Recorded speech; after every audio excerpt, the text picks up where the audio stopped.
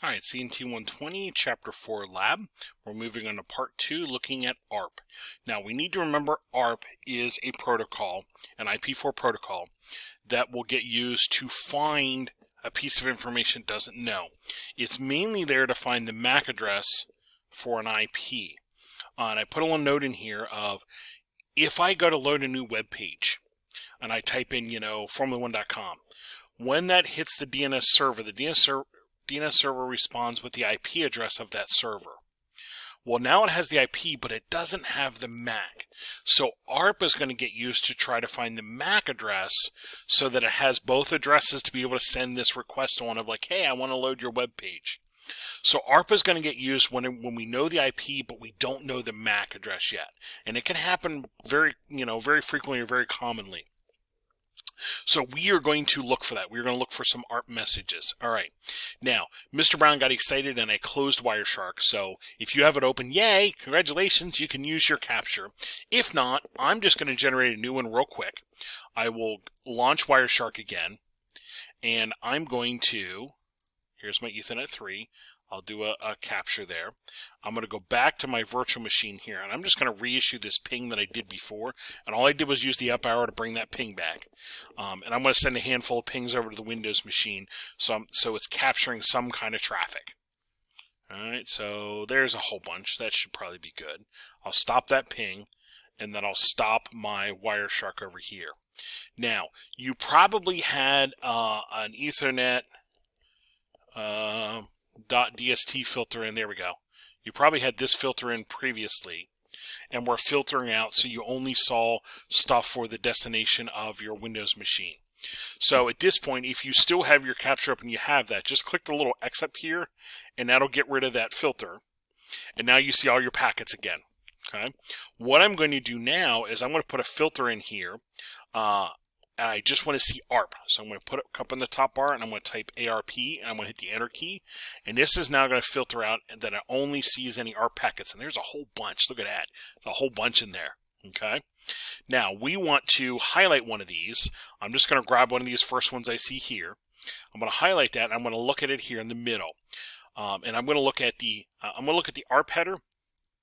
But actually, I'm going to stop and look at the Ethernet header real quick. The source is coming from a Dell computer, 1866DA, so it's coming from a Dell computer. It could be mine or it could be a neighbor's. Doesn't really matter at this point. When I look at the destination, though, look at that address. That is all Fs. That is FF is 255 in decimal, or all ones in binary. So this is a broadcast. This is a full-on broadcast sent across the network to be like, hey, does anybody know this information? So this is, if I look at my layer 2 header, this is coming from a node and going to everybody. All right, I'm going to close that header. Let's now go to the ARP header. In here, I want to look at the ARP header, and I'm going to look at the sender MAC and the sender IP. So in here, I have the sender MAC. So this, again, this is coming from a specific PC, 1866DA, and the sender IP is 10.243.129. So this is some server out there, some node out there, some server out there. If I now look at the target MAC, 00000. Okay, think of that as a blank, an opening of like, hey, can you fill this information in? Because there is no MAC address 00000. That's just a placeholder. It's basically a blank line or an empty field saying, hey, does anybody know the MAC address for, boom, this IP? So we're looking for this IP right here, this thing, we're looking for its MAC address. Does anybody happen to know it? And that's why it's getting broadcast out. Hey, is anybody out that's kind of yelling? Does anybody know the MAC address for this IP? Okay. That is your ARP. That is your ARP. So as I take a look at these, here, the source MAC and destination MAC. Source MAC is, again, coming from a node. Destination MAC, in this case, in the ARP header, is blank. If I look at the Ethernet header, destination MAC is broadcast. Okay, so I actually kind of did these backwards here. I did the Ethernet header first. So now there is your ARP trying to find that piece of information, trying to find that MAC address for the IP. All right, Well, now that we had some ARP information moving around, let's look at the ARP table that our computer has. So I'm just going to minimize my Wireshark. I won't close it this time. I'll minimize. I'm going to go to my Windows machine here. Oh, I'm sorry. And I'm going to use the command ARP Dash A. ARP Dash A. Now this is going to show any MAC to IP address mapping that this machine happens to learn or happens to have learned. So anything this machine has learned, it's going to keep in the table. Hey, this IP is this MAC address. Hey, this IP is this MAC address. This IP is this MAC address. So this most likely is all the computers around me in the lab room. That's most likely what these are.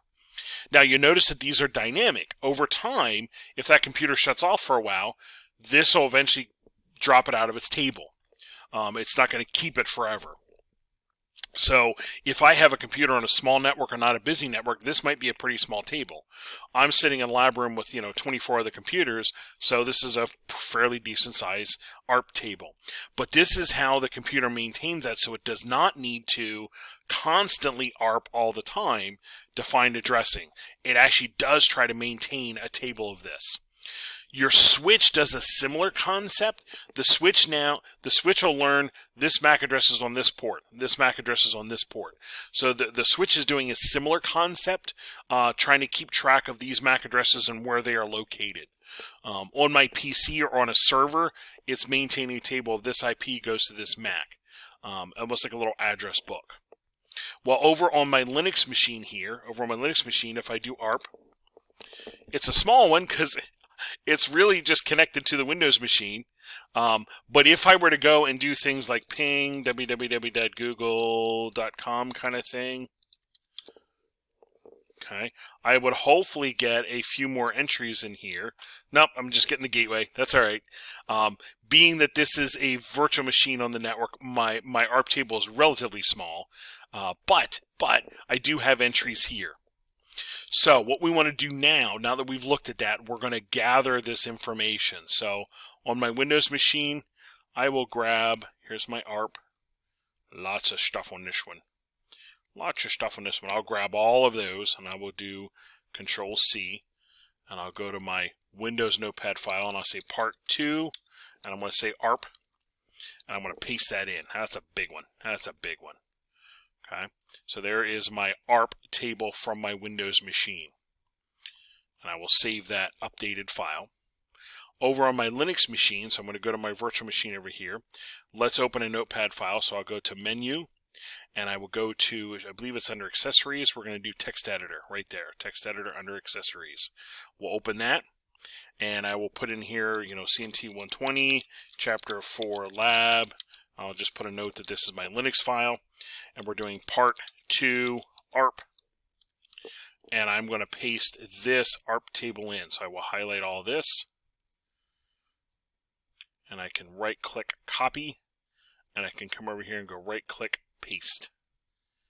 And I will save this file, so let's do a save, and I will put it right on my desktop, that way I can find it, and I'm going to give it a name of 120 Chapter 4 Lab, and I'll say Linux. And I will make sure I do a .txt on this one.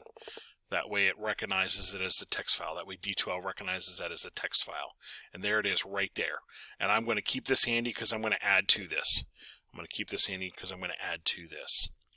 All right. There is ARP in my network. I will move on the next one looking at my UDP header.